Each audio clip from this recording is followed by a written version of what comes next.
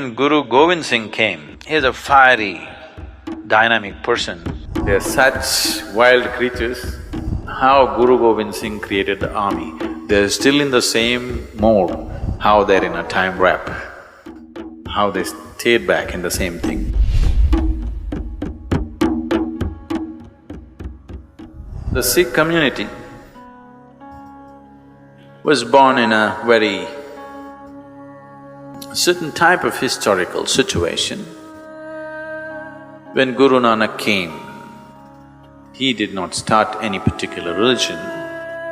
He was just a guru who gathered a large group of people around him. He did not ascribe to any particular religious tenet. He generally thought his teaching is universal. He initiated people into certain types of meditation and devotional practices.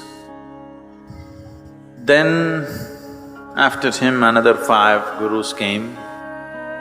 The 6th one was compelled to make it into a more integrated group because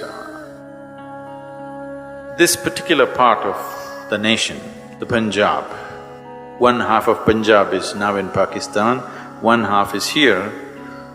So Punjab is geographically positioned in such a place that every external invader who came into the subcontinent naturally first hit Punjab. So they forcefully tried to convert people there, and these people stood up and fought. The Khalsa was formed by Guru Gobind Singh. Guru Gobind Singh saw there is no other way, that leaving these people unorganized is not going to make things happen, so he established like a proper religion, simple principles by which they will live and fight. He asked every man, every Sikh man should be a soldier in his own right. Even today, Indian army is full of Sikh soldiers because that martial attitude is so deeply rooted in them. So the soldiers of Guru Gobind Singh, who are known as Nihangs, are still there in the same way. We had the privilege of going there as guests for this particular thing, which was particularly organized for us, where the Nihangs gave a display of their martial skills. They just still live as people lived about what Guru Gobind Singh was 300 years ago, is that? About 300 years ago, how they were. They're still armed like that, they live like that, they still ride horses and they were displaying all their skills. And old men who are like over 50 years of age, riding 2 horses, standing, 2 horses galloping at full speed, standing on the 2 horses and riding like this. People fall off and they're such wild creatures, displaying their skills with sword and bows and arrows. How Guru Gobind Singh created the army, they're still in the same mode, same kind of clothing, same kind of weapons, same kind of attitude.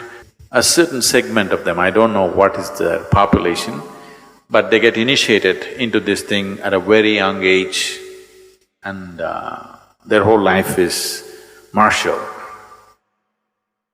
It was very, touching and interesting, and how they're in a time warp, how they stayed back in the same thing, because this was given to them as a sacred duty to protect that society at that moment. At that moment, it was a very, very relevant thing to do. If you look back and see why they became like that, there was sufficient reason for them to become the way they became. And the most incredible thing is, the whole Sikh community and their temples and the gurudwaras have done what is called as kar seva, which is volunteering. Everything is on voluntary basis. The place is kept, though there are lack of people and so crowded, it is kept like really, really clean.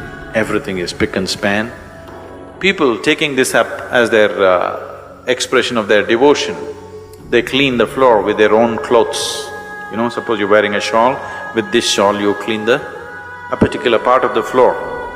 Now there are 1,000 volunteers who just come up by themselves, they're not organized.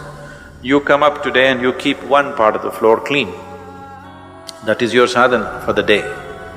So because of this, the temple is extremely clean and people are cleaning it with their own clothes, what they're wearing.